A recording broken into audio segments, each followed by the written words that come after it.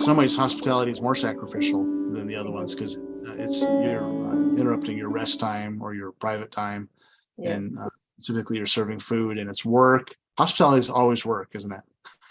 My sense is the more you're operating in that gift, the more you might end up with people who are staying longer or are needier. And Mhm. yeah, it's very sacrificial work. It's hard to say I'm going to be hospitable for 45 minutes and after that you need to leave. You know, it Yeah. feels a little bit contrived at that point. Uh, yeah, I'm wrestling with that because I feel and maybe this ties into other issues too. If we're not properly rested or if we're not Sabbathing, then we don't have any margin. And if you don't have any margin, then hospitality is like twice as big of a burden as it would be otherwise. And I'm always amazed by people who are willing to take time for others. I just look at them like, how can you do that? Because to me, it seems so expensive to do that, not money wise, but just energy, you know. And it seems like the people that have beautiful ministries, that is their primary gift, that they have people in their house all the time. Mm-hmm.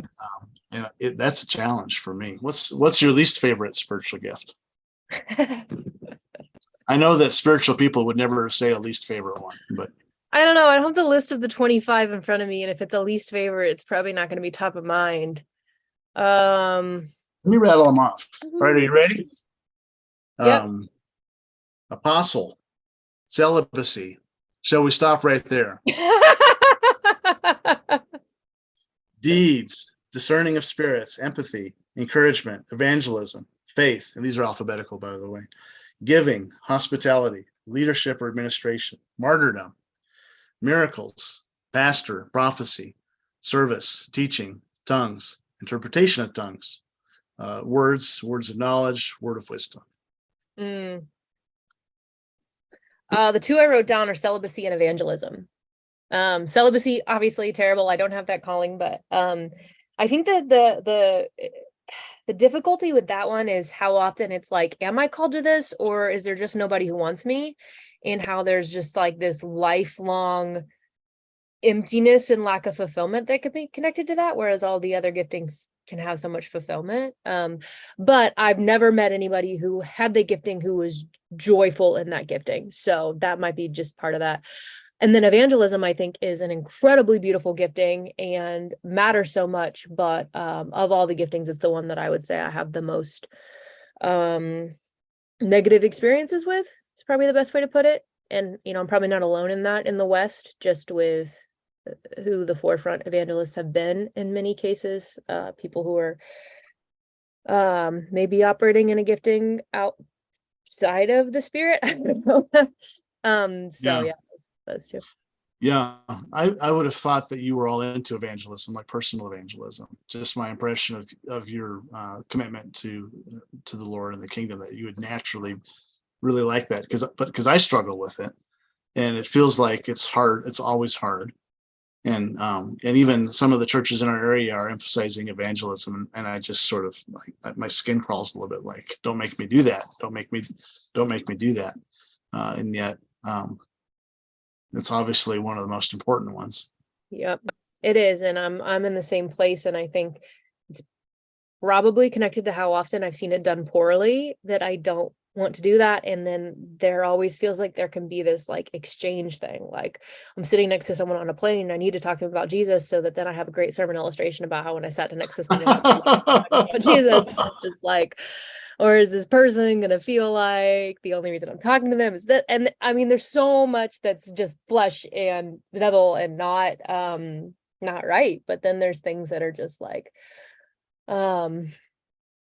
yeah, even just the word evangelism like makes a lot of people's skin crawl, and it's important. It's really important. And I don't think any of us get a copped out in that because it is literally built into the Great Commission, which is our purpose. And I think the gifting of tongues is given as a sign to all of us that we are to go into every nation and every tongue.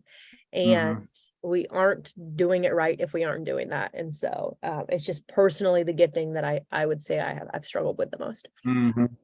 Yeah, it seems like if you're going to do it, you're going to automatically get a negative reception. It's like, going door to door, you're automatically going to encounter hostility, or if you bring it up, you're automatically going to you're already breaching someone's space, and you're already being that person, that Christian who's obnoxious and pushing the thing. There's got to be a different way to approach it. I hate the obligation of it that churches push, and I chafe against that. And maybe a lot of us do. It's like it's our job, but there has to be something that we're missing with that. Or maybe we just need to tough it out. And personally, I think hospitality is the key. I think that evangelism is best done around the table. And maybe that's why I love hospitality so much, because to me, it's the answer to the depersonalized, maybe even self-aggrandizing evangelism.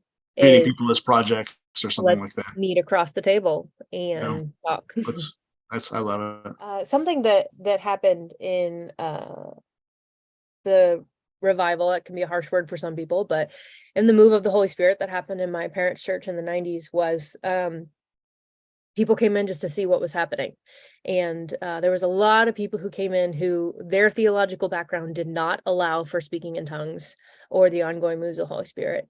And they ended up baptized in the Holy Spirit, moving in the power of the Holy Spirit. And so I think that we've got to make sure that we're seeing brothers and sisters who don't believe in this stuff as brothers and sisters. But I also think there needs to be opportunities for beliefs to change because of encounters. And so my encouragement, if there is anybody who's still listening at this point, who this stuff still is just weird to you, that you haven't like personally experienced moving of the Holy Spirit that was not yourself, that was outside of you, to just ask God for that experience. And, a person with an argument is never at the mercy of, or someone with an experience is never at the mercy of someone with an argument. And it's just like, you have to experience it yourself, and then it'll change everything. And if you don't, then you're no worse off than you are right now.